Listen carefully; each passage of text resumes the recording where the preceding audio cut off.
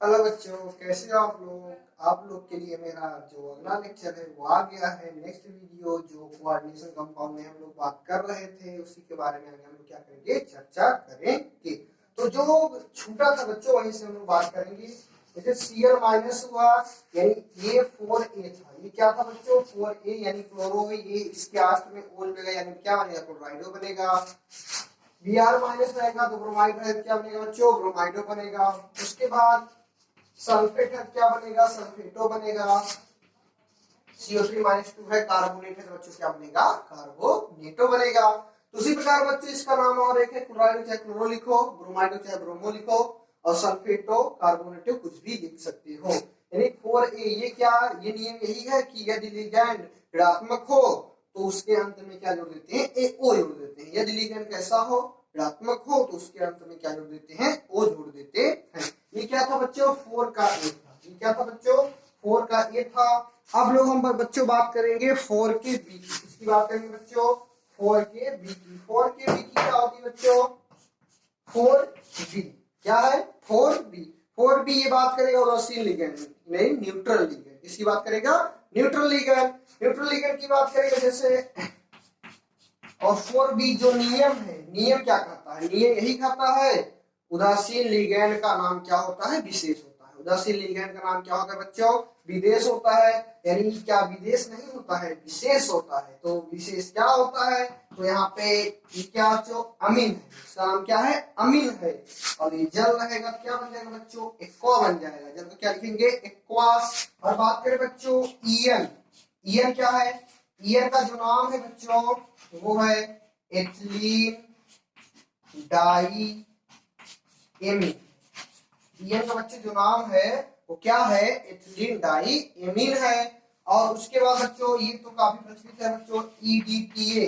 EDTA का जो नाम है वही है एथिलीन डाई एमीन टेट्राएसीटेट। उसके बाद बच्चों सीओ है, सीओ का नाम क्या है, कार्बोनिल है। कहने मतलब जो 4B वाला जो ये लिगैंड नियम करता है, एक उदासीन लिगैंड का नाम क्या होता है, विशेष होता है। NH3 मतलब अमीन, H2O मतलब एक्वा, EN मतलब रहेगा क्या बोले, EN ऐसे नहीं रहेगा, EN कुछ ऐसे लिखा रहेगा तभी EN उसमें। EN मतलब क्या होता है, एथिलीन डाइएमीन। आई बात समझ में। और एथिलीन डाइएमीन और EDTA की बात करते हैं। और एथिलीन, अब बताओ बच्चों एथिलीन डाइएमीन है क्या, एक गलती लिगैंड है, जो दूसरी लिगैंड है, ये तो भी क्वेश्चन है दिमाग। एथिलीन डाइएमीन दो स्थान से इलेक्ट्रॉन डोनेट कर रहा है, तो ये क्या है बच्चों, दो दंती लिगैंड है। एथिलीन डाइएमीन क्या है बच्चों, दो दंती लिगैंड है। तो यहाँ तक समझ में आ गया है। तो 4B भी आप लोग को समझ में आ गया। अब 4B, अब क्या बच्चों बात करेंगे, 5 की बात करेंगे। किसकी बात करेंगे बच्चों, 5 की बात करेंगे। 5 क्या होता है, बात करें अगर 5 में भी क्या है, A है और B है। अब 5 क्या कहता है और B क्या कहता है बच्चों, इसके बारे में हम लोग चर्चा करेंगे। 5 क्या कहता है, 5 कहता है यदि लिगैंड एक दंती हो। यदि लिगैंड कैसा हो बच्चों, एक दंती।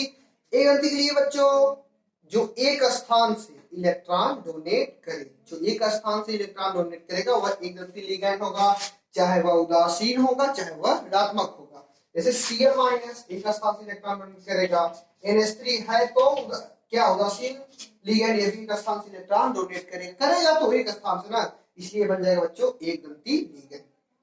नियम क्या कह रहा है, यदि लिगैंड कैसा हो, एक दंती हो। यदि लिगैंड कैसा हो, नियम हो जो, यदि लिगैंड एक दंती हो,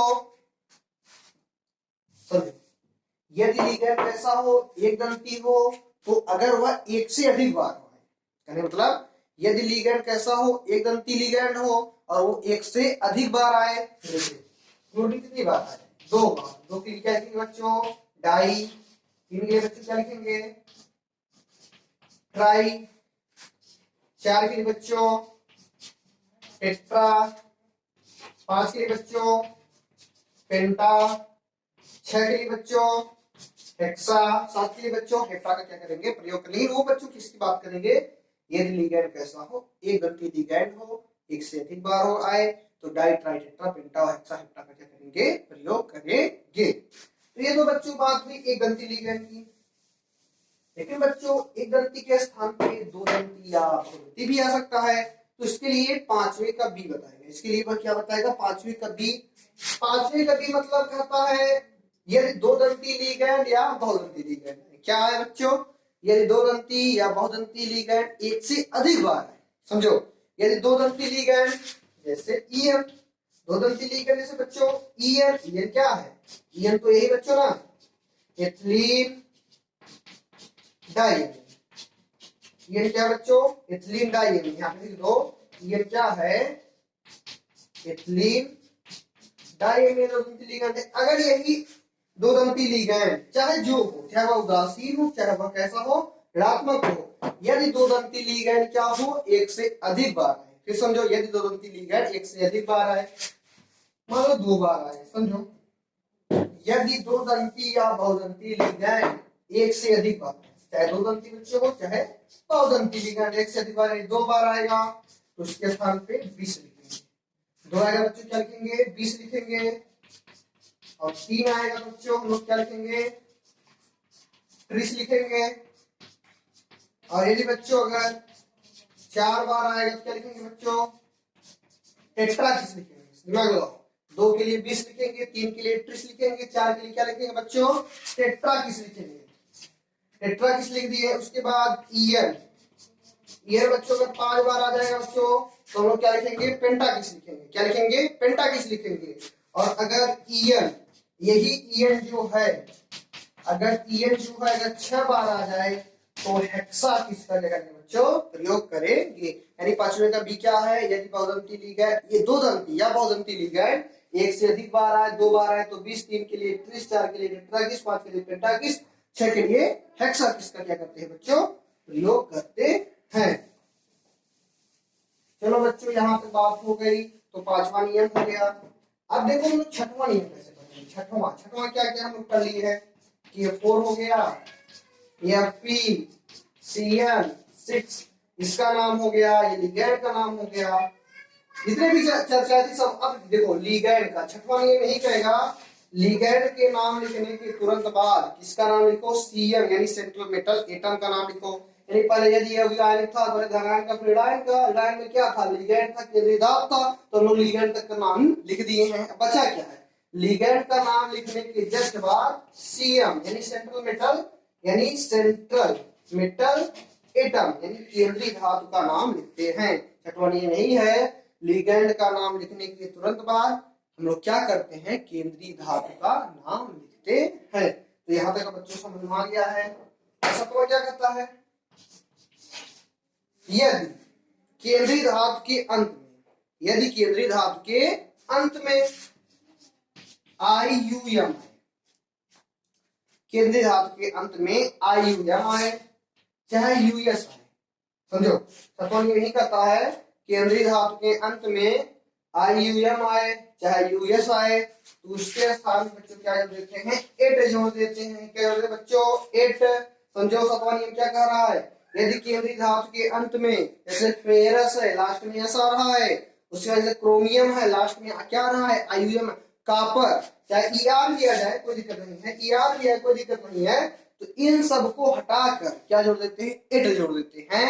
यदि केंद्रीय धातु के अंत में IUM, US, ER आए तो उसको हटाकर क्या जोड़ देते हैं, 8 जोड़ देते हैं।